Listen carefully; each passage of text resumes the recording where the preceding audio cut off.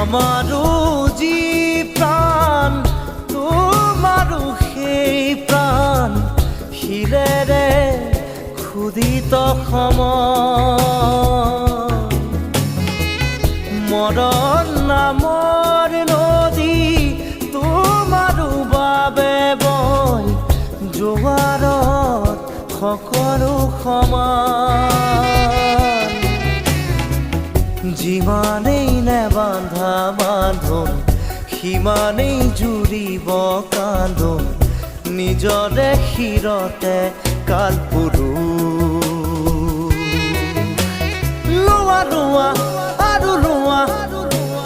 খোৱা খোৱা আৰু